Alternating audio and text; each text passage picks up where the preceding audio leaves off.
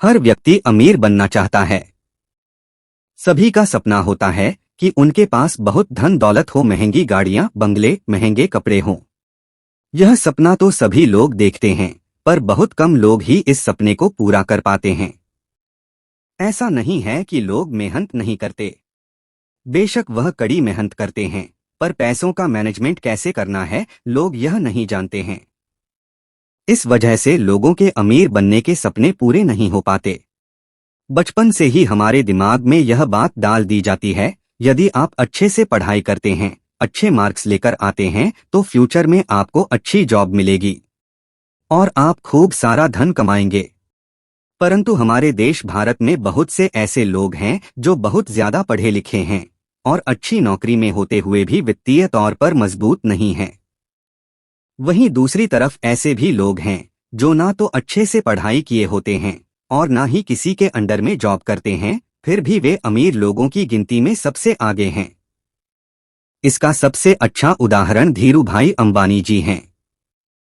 अर्थात हम कह सकते हैं कि कोई भी व्यक्ति सिर्फ पढ़ाई और नौकरी के दम पर ही गरीब और अमीर नहीं हो सकता है। इसके लिए आपको फाइनेंशियल मैनेजमेंट को समझना बहुत जरूरी है। चलिए आप सभी को इस फिनांस मैनेजमेंट को रॉबर्ट कियोसाकी द्वारा लिखित पुस्तक रिच डैड पुअर डैड की समरी से समझाते हैं। रिच डैड पुअर डैड की समरी। रॉबर्ट टी कियोसाकी के दो पिता हैं, जिनमें से एक अमीर है और एक गरीब है। अब आप सोचेंगे दो पिता कैसे? एक उनके जन्मदाता है जो कि गरीब थे और दूसरे पिता उनके बेस्ट फ्रेंड के पिता थे, जिन्हें रॉबर्ट अपना पिता मानता था। एक पिता जो गरीब है बहुत ही ज्यादा पढ़े लिखे हैं और उनके दूसरे पिता जो अमीर है, उन्होंने अपने स्कूल की पढ़ाई भी पूरी नहीं की है। दोनों ने अपनी जिंदगी में बहुत कड़ी मेहनत की थी और दोनों ही अपने क्षेत्र में सक्सेस भी प्राप्त की थी। पैसों को लेकर उन दोनों की राय भी बिल्कुल अलग थी। इसे हम कुछ पॉइंट्स के मदद से समझते हैं। एक सोच। रॉबर्ट कियोसाकी के पहले पिता का मानना था कि वह कोई वस्तु खरीद नहीं सकते, जबकि दूसरे पिता इस बात से चिढ़ते थे। दूसरे पिता रॉबर्ट को हमेशा समझाते थे कि तुम किसी चीज को कैसे खरीद सकते हो, इस बारे में सोचो। पहले पिता की सोच नकारात्मक है, वहीं पर दूसरे पिता की सोच प्रश्नवाचक है। नकारात्मक सोच बात को वहीं पर खत्म कर देता है, जबकि प्रश्नवाचक सोच हमें सोचने पर मजबूर कर देता है कि हम कैसे किसी वस्तु को हासिल कर सकते हैं। जब कोई व्यक्ति अपने दिमाग में यह सोच लेता है कि वह किसी वस्तु को नहीं खरीद सकता, तो उसका दिमाग भी काम करना बंद कर देता है। परंतु जब कोई व्यक्ति अपने दिमाग से प्रश्न करता है तो उसका दिमाग काम करना शुरू करता है। दिमाग प्रश्नों के उत्तर ढूंढने लगता है। इसका मतलब यह है कि दिमाग को नकारात्मक चीजों से दूर रखो और दिमाग को उसका काम करने दो। इससे दिमाग एक्टिव रहेगा और धीरे धीरे स्ट्रांग हो जाएगा। दो जोखिम। रॉबर्ट के पहले पिता का मानना था कि आपको जोखिम नहीं उठाना चाहिए। आप अच्छे से पढ़ाई करो, अच्छे मार्क्स लेकर आओ तथा सेफ और सिक्योर जॉब करो। वहीं दूसरी तरफ रॉबर्ट के दूसरे पिता सिखाते थे कि जोखिम को कैसे मैनेज किया जा सकता। पढ़ाई करो और अपने पैसे को काम पर लगाओ। 3 संपत्ति और दायित्व में अंतर का पता होना। हमें अपनी संपत्ति और अपने दायित्व का पूरा ज्ञान होना चाहिए। संपत्ति से धन में वृद्धि होती है, दायित्व से धन या पैसों में कमी आती है।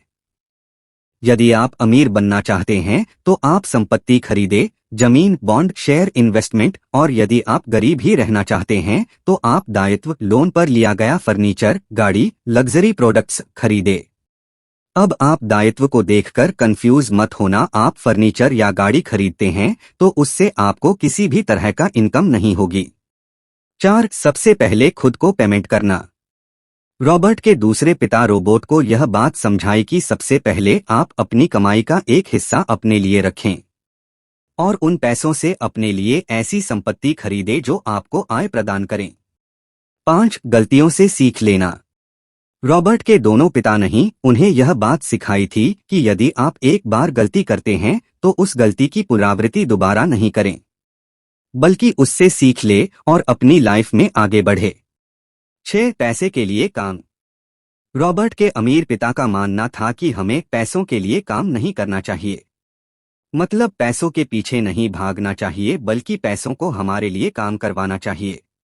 वहीं पर रॉबर्ट की दूसरी पिता रॉबर्ट को पैसे कमाने के लिए दबाव डालते थे। 7 मौके की पहचान करना। सभी को सही मौके की पहचान करना आना चाहिए। यदि आप सही मौके को नहीं पहचान पा रहे हैं तो आप कभी भी अमीर नहीं बन सकते हैं।